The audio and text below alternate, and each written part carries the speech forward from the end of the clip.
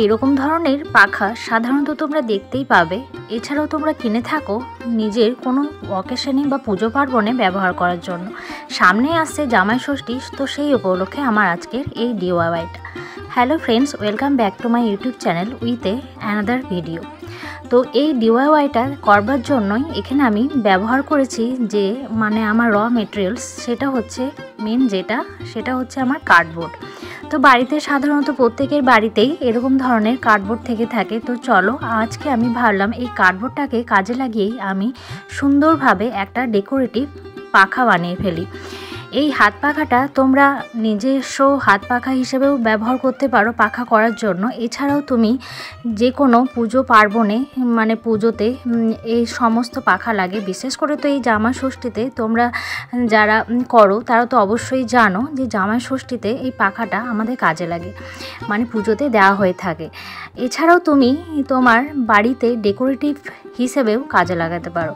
তো অনেক রকমভাবেই তোমরা এটাকে কাজে লাগাবে, যেটা কিনা আমি ওয়েস্টেড মেটেরিয়াল দিয়েই বানিয়ে ফেলেছি, আর কিছু হয়তো বাড়িতে থাকা জিনিসপত্র দিয়েই বানিয়ে ফেলেছি।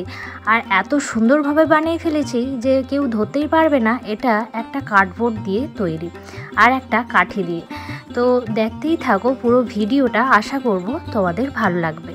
তো এখানে দেখো আমি যে পাখাটা বানাবো তার শেপটা আনার জন্য কার্ডবোর্ডটাকে আমি একটা মাপ করে নিলাম। তোমরা বড় চাইলে বড়, ছোট চাইলে ছোট, যেরকম মাপে তোমরা করতে চাও ঠিক সেরকমভাবেই তোমরা কাটিং করে নেবে। এরপর আমি যেটা করছি দেখো, এখানে হোয়াইট কাপড় নিয়ে নিয়েছি, সাদা কাপড় আমার বাড়িতেই ছিল। তো এর একদম নতুনই ছিল। তো সাদা কাপড়টাকে এখানে আমি দেখো ওইটার শেপ করে কার্ডবোর্ডটা শেপ করে কেটে নিলাম। আর এখানে যে একটা কাঠি ডাল, গাছের ডাল একটা রাখা ছিল, তো সেটাকে নিয়ে আমি এখানে কাজে লাগিয়ে দিলাম।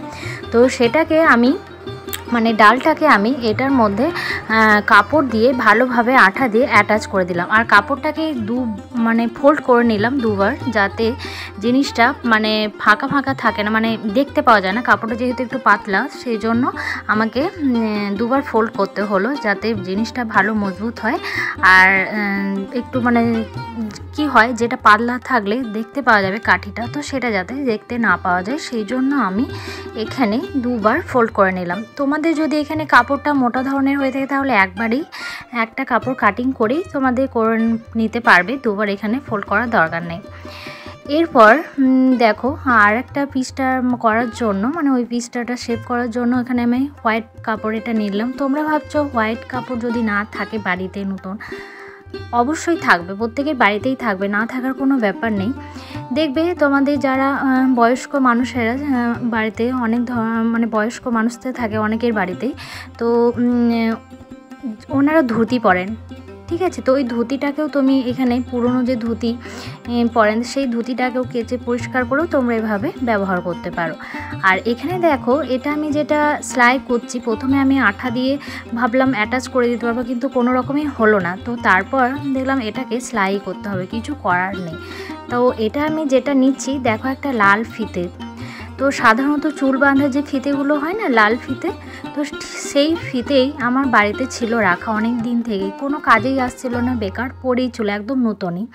তো সেই ফিতেটাকেই আমি এখানে কাজে লাগিয়ে দিলাম, সেলাই করে লাগিয়ে দিলাম। আঠা দিয়ে ঠিকঠাকভাবে হচ্ছিল না, আর কুচিটা ঠিকঠাকভাবে দাঁড়াচ্ছিল না, সেই জন্য আমি এখানে কুচি করে করে সেলাই করে দিলাম। এরপর দেখো এই পিসটাটা এবার আমি হোয়াইট এই কাপড়টা দিয়ে সাদা কাপড়টা দিয়ে ঢেকে দিলাম। ব্যাস, এটা একটা বেশ সুন্দর শেপ দাঁড়িয়ে গেল পাখার। এরপর দেখো এটা কি তোমরা ভাবছো, এটা হচ্ছে যে সুতোগুলো, রিল সুতোগুলো হয়, তো সুতোরই যে রিলের এটা, সেটাকেই আমি এখানে কাজে লাগিয়ে দিলাম। আর এখানে দেখছো যেটা কাপড়ের টুকরো বেঁচে ছিল, তো সেটাকেই এই যে যাতে এই রিলটার বেরিয়ে না আসে সেই জন্য এখানে আমি একটু মোটা করে দিলাম, আঠা দিয়ে ভালোভাবে লাগিয়ে দিলাম। ব্যাস, পাখার যে শেপটা রেডি। এরপর কালারফুল করে একটু ডেকোরেটিভ করে নিতে হবে, যেটা তুমি তোমার পছন্দ মতো কালার আর পছন্দ মতো ডিজাইন দিয়ে তুমি সেটাকে ডেকোরেটিভ করে নিতে পারো। তো আর এখানে আমি দেখো হোয়াইট কাপড়টার উপরে একটু মানে white colour, white fabric colour এখানে আমি ব্যবহার করে নিচ্ছি। আর তোমাদের যদি কাপড়টা মোটা হয়ে যায় তাহলে কোনো ব্যাপারই না, হোয়াইট কালার আমি তো বলবো একটু হোয়াইট কালারটা দিলে বেস্ট হবে, কালারটা আরও সুন্দরভাবে ফুটে উঠবে, সেই জন্য আমাকে দিতেই হলো। আর দেখছো সেলাই করেছিলাম তো সেই জন্য এখানে যে লাল এটা উঠে থাকছে মানে সুতোটা দেখতে পাওয়া যাচ্ছে, তো সেটাকে ঢাকার জন্য আমাকে এই হোয়াইট ফেব্রিকটা দিতে হলো। তো দুইভাবে দুটো আমাকে জিনিস মেকআপ করার জন্য আমাকে হোয়াইট ফেব্রিকটা এখানে দিতে হলো। তো এরপর আমি চলো ডিজাইন করে নিই।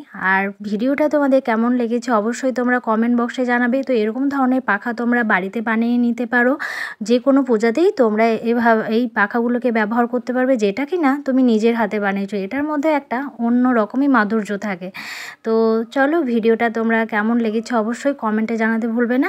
আর তোমরা তোমাদের বন্ধুদের সাথে আমার ভিডিও শেয়ার করতে পারো, যাতে আমি প্রত্যেক মানুষের কাছেই পৌঁছাতে পারে। তো এই সাহায্যটা তোমরা অবশ্যই করবে।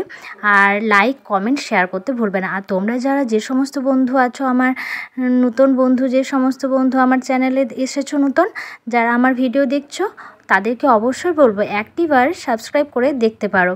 আমি আমার চ্যানেলে নিত্য নতুন আইডিয়া, যেগুলো ওয়েস্টেড মেটেরিয়াল দিয়ে, সেই সমস্ত নিত্য নতুন আইডিয়া তোমাদের সাথে শেয়ার করে থাকি। তো চলো ফাইনাল লুক দেখে নাও, আশা করছি ভালো লাগবে। আজকের মতো টাটা, পরে আসবো নেক্সট কোনো ভিডিও নিয়ে।